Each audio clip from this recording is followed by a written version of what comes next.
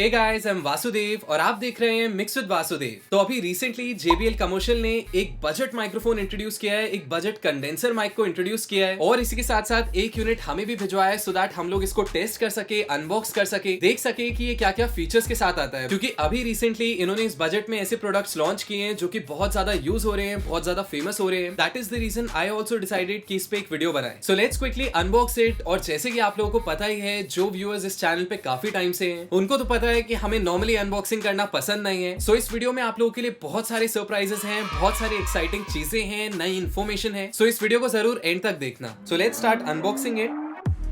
तो सबसे पहले तो इसके अंदर एक 5% ऑफ का कूपन कोड है, यानी कि आप लोग ये कोड को यूज कर सकते हैं विच इज JBL Mic 5 और आपको 5% का डिस्काउंट मिलेगा किसी भी JBL कमर्शियल के माइक्रोफोन पे। इसके बाद यहाँ पे हमारे पास एक माउंट आता है जो बेसिकली होल्ड करता है आपके माइक्रोफोन को। सो अगर मैं इसकी क्वालिटी की बात करूँ तो बिल्ड क्वालिटी तो बहुत ही ज्यादा अच्छी लग रही है, because trust me, not just material feels nice, बल्कि इवन अगर इसके वेट की बात करूँ तो actually it's heavy and actual में फील हो रहा है कि ये काफी सही होल्ड करेगा हमारे माइक्रोफोन को, बिकॉज ये काफी ज्यादा रिजिड फील हो रहा है। और अब अगर हम माइक्रोफोन की बात करें, वाओ क्या बात है, बहुत ही सुंदर बिल्ट है। एंड जैसा कि आप लोग देख सकते हैं, ऊपर जो ग्रिल है वो काफी ज्यादा सॉलिड है, काफी ज्यादा अच्छी क्वालिटी की है। एंड इसके अलावा इसकी जो बॉडी है दैट इज टोटल मेटल, पूरी मेटालिक बॉडी है। तो पीछे इसका जो मॉडल है वो लिखा है विच इज CSS M100 और जो फ्रंट साइड है वहां पे इनका लेबल है which is JBL commercial. And इसी के साथ साथ नीचे आपका 3 पिन का XLR कनेक्शन पोर्ट है। तो इसके स्पेक्स के बारे में मैं ऊपर से आप लोगों को नहीं बताऊंगा कि इसकी सेंसिटिविटी इतनी है, फ्रीक्वेंसी रिस्पॉन्स इतना है, बिकॉज वो आप में से सभी लोग वेबसाइट पे पढ़ सकते हैं। तो आज के वीडियो में मैंने क्या सोचा है कि ये जो बॉक्स पे स्पेसिफिकेशंस हैं, because I am pretty sure आप में से बहुत सारे लोग हैं जो इन स्पेक्स को इग्नोर कर देते हैं, या काफी सारे लोग हैं जिनको पता नहीं है कि ये पीक SPL क्या होता है, इलेक्ट्रिकल इंपीडेंस क्या होती है, सेंसिटिविटी किसे बोलते हैं और इक्विवेलेंट नॉइज लेवल कितना होना चाहिए। तो अभी मैं इन सब फीचर्स की बात करने वाला हूं जो कि इस बॉक्स पे मेंशन्ड है एक एक करके, ताकि नेक्स्ट टाइम जब आप लोग एक माइक्रोफोन को खरीदने जाएं तो आप लोगों को पता हो कि एक्चुअल कंपैरिजन कैसे करना है। तो स्पेसिफिकेशंस में सबसे पहले इट्स रिटन पोलर पैटर्न, जो कि है हाइपर कार्डियोइड। तो जितने लोगों को नहीं पता हाइपर कार्डियोइड में क्या होता है, कार्डियोइड की तरह फ्रंट साइड से तो साउंड कैप्चर होती है, बल्कि पीछे से भी थोड़ी सी साउंड कैप्चर होती है, which is very helpful, specially जब आपको इंस्ट्रूमेंट्स को रिकॉर्ड करना है या फिर इवन वोकल्स में आपको रूम साउंड चाहिए। बिकॉज पीछे से साउंड कैप्चर होने का मतलब है रूम रिफ्लेक्शंस कैप्चर होना, जो कि इन टर्न स्पेस और डेप्थ ऐड करेगा आपकी साउंड में। तो इनकेस अगर आप लोग डिटेल में पढ़ना चाहते हैं पोलर पैटर्न्स के बारे में, तो मैंने उस पर ऑलरेडी एक वीडियो बनाया है, आप लोग उसको चेकआउट कर सकते हैं। उसके बाद अगर हम लोग इसके फ्रीक्वेंसी रिस्पॉन्स की बात करें तो दैट इज 20 हर्ट्ज से लेके 20 किलोहर्ट्ज, जो कि हमारी ह्यूमन हियरिंग रेंज है, यानी कि जितना हम सुन सकते हैं एटलीस्ट उतना तो ये कैप्चर करता है, which makes it a really good microphone, not just for home बल्कि इवन प्रोफेशनल सेटअप के लिए। उसके बाद अगर हम सेंसिटिविटी की बात करें तो इसकी जो सेंसिटिविटी है दैट इज -36 dBV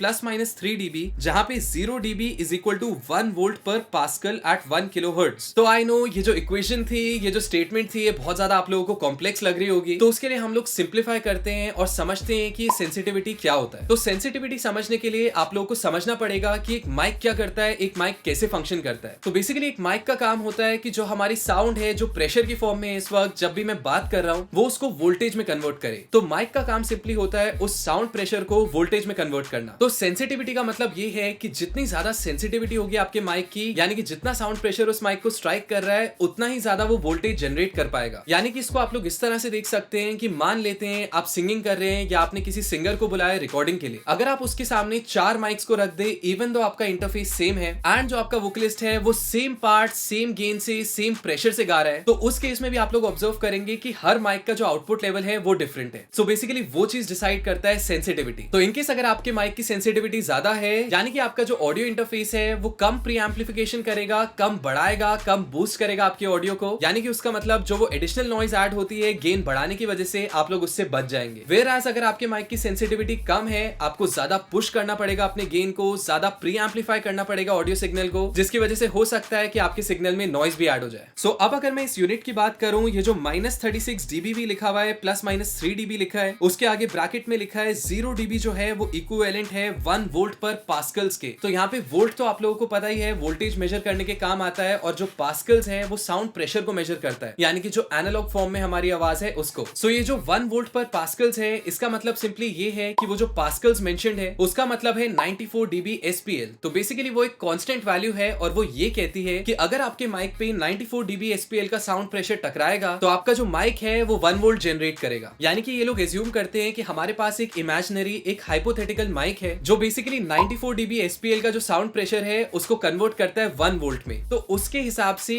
ये वाला पर्टिकुलर जो माइक है, ये वाला जो पर्टिकुलर मॉडल है, ये कितना जनरेट करेगा। सो नॉट जस्ट दैट, इसके साथ एक बहुत ही खतरनाक फॉर्मूला भी आता है, बट वो हम शायद किसी और दिन डिस्कस करेंगे क्योंकि ये साइंस क्लास नहीं है। आसान भाषा में हमेशा याद रखें कि आपके माइक की सेंसिटिविटी ज्यादा होनी चाहिए, बिकॉज उससे जो है आपकी रिकॉर्डिंग उतनी ही ज्यादा क्लीन होगी। और अगर मैं कुछ आप लोगों को एग्जांपल्स दूं तो जो डायनेमिक माइक की रेंज होती है दैट इज मोस्टली -60 dB से -48 dB तक, और कंडेंसर माइक्स जो होते हैं वो -42 से -30 dB तक होते हैं यूजुअली। तो उससे हमें पता चलता है कि इसकी सेंसिटिविटी काफी अच्छी है बिकॉज वो उसी रेंज में लाई करती है। उसके बाद अगर मैं बात करूं इक्विवेलेंट नॉइज लेवल की, जो कि यहाँ पे मेंशन्ड है less than equal to 24 dB है, तो सिंपली इक्विवेलेंट नॉइज लेवल होता है आपके माइक की सेल्फ नॉइज, यानी कि जब उसमें कोई भी ऑडियो नहीं जा रही, जब एकदम साइलेंस है आपके कमरे में, वो कितनी नॉइज जनरेट करेगा। तो ये जो यूनिट है dB है, इसमें dB तो आप लोगों को पता है कि डेसिबल्स होता है और A का मतलब होता है एम्पलीट्यूड। तो इसको आप लोग इस तरह से देख सकते हैं कि हमारी जो नॉर्मल ब्रीदिंग होती है, जो हम नॉर्मल ब्रेथ लेते हैं, उसकी जो लाउडनेस होती है वो लगभग 10 dBA के आसपास होती है। और जो हम नॉर्मली बात करते हैं, जैसे कि मैं कन्वर्सेशन कर रहा हूं, मैं आप लोगों के साथ बात कर रहा हूं, इस वक्त मेरी जो लाउडनेस है वो लगभग 65 dBA के आसपास होगी। और अगर मैं थोड़ी सी शार्प साउंड्स की बात करूं, जैसे फॉर एग्जांपल डॉग्स वगैरह बात करते हैं, तो अगर कोई भी डॉग आपसे 4-5 फीट की दूरी पे बात करता है तो उसकी जो लाउडनेस है वो लगभग होगी 95 dBA के अराउंड। इसके बाद अगर हम पीक SPL की बात करें, जो कि यहाँ पे 110 dB है और ब्रैकेट में लिखा है THD is less than equal to 1% at 1 kHz। तो इसके लिए हम लोग सिंपली समझते हैं सबसे पहले कि पीक SPL क्या होता है। तो यहाँ पे पीक SPL का मतलब है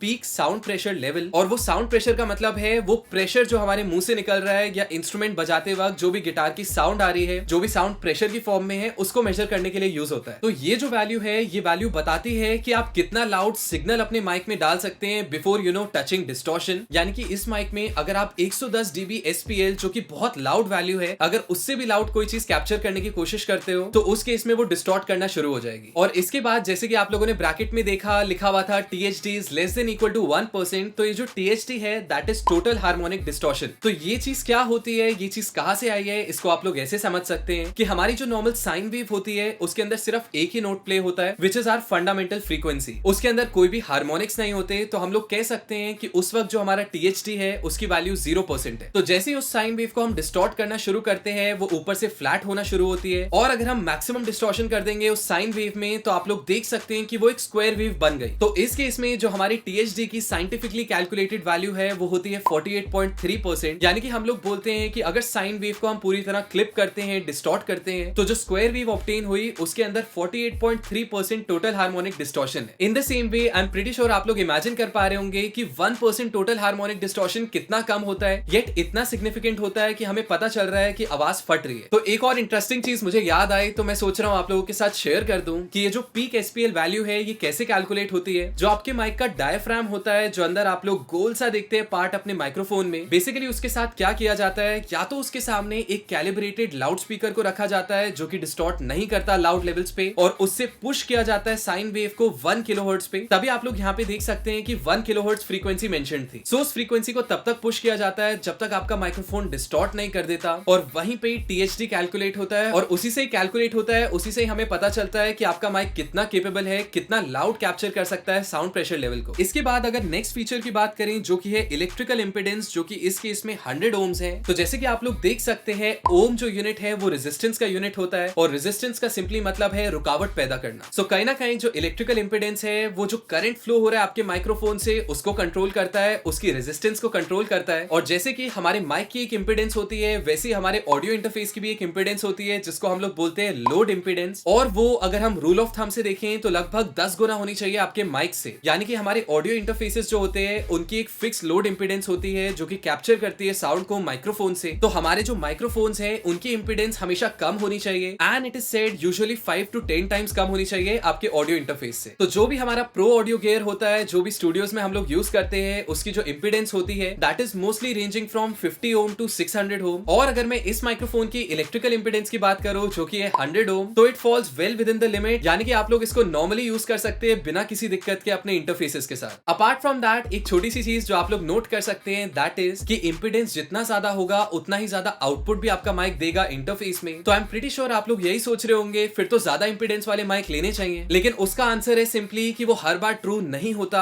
हर बार करेक्ट नहीं होता, क्योंकि जितना ज्यादा आप इंपीडेंस वाला माइक लेते हैं उतनी ही ज्यादा वो इलेक्ट्रिकल नॉइस पिकअप करता है, उतनी ही ज्यादा इंटरफेरेंस होती है उसके अंदर। एंड नॉट जस्ट दैट, जैसे जैसे केबल का लेंथ लंबा होता रहता है, आप केबल का लेंथ बढ़ाते हैं, वो उतना ही ज्यादा क्वालिटी को डिग्रेड कर देता है। तो that is one of the reasons आप लोगों को इलेक्ट्रिकल इंपीडेंस की वैल्यू बहुत ध्यान में रखनी होती है when you are purchasing a microphone. इसके बाद लास्ट फीचर लिखा है phantom powering which is +48V ±4V। So वो जो आप लोगों के इंटरफेसेस पे लाल वाला बटन है, सिंपली आपको उसको ऑन करना है when you are using this microphone, ताकि ये प्रॉपर्ली फंक्शन करना शुरू हो जाए। भाई इसका डिजाइन तो काफी प्रीमियम है, जरूर बहुत महंगा होगा। जाके खुद चेक कर ले, लिंक डिस्क्रिप्शन में।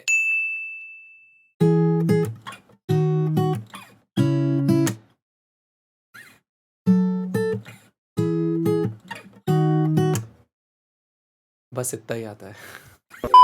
राइट, तो जैसे कि आप लोग सुन सकते हैं जो भी ऑडियो आपको सुनाई दे रही है, इनफैक्ट वो जो गिटार का लिक था जो आपको सुनाई दे रहा था, वो सारा इसी माइक के थ्रू आपको सुनाई दे रहा है। तो आज के वीडियो में हम लोग वोकल रिकॉर्डिंग या कोई भी इंस्ट्रूमेंट का रिकॉर्डिंग नहीं देखने वाले, बिकॉज उस पे मैंने ऑलरेडी काफी सारे वीडियोस बनाए हुए हैं। आज के वीडियो में एज प्रॉमिस मैं आप लोगों के लिए कुछ सरप्राइजिंग लेके आया हूँ, कुछ डिफरेंट लेके आया हूँ, जो आई एम प्रीटी श्योर आप लोगों को किसी भी अनबॉक्सिंग वीडियो में नहीं दिखा होगा। तो आज के वीडियो में ये जो बक्सा आप लोग देख रहे हैं, ये जो बॉक्स आप लोग देख रहे हैं इस माइक्रोफोन का, इसके अंदर जो भी चीजें आई थी वो सारी चीजों को हम लोग यूज करके साउंड्स को कैप्चर करेंगे इसी माइक्रोफोन के थ्रू, एंड उससे हम लोग आज एक बीट बनाने वाले हैं। So let's record the sounds, फटाफट रिकॉर्डिंग करते हैं और उसके बाद हम लोग उसको कंपाइल करेंगे, बेसिक प्रोसेसिंग करेंगे, थोड़ा सा एडिट करेंगे, एंड लेट्स सी कि इस माइक्रोफोन और इस माइक्रोफोन के डब्बे से जो हम बीट बनाते हैं वो कैसी साउंड करती है।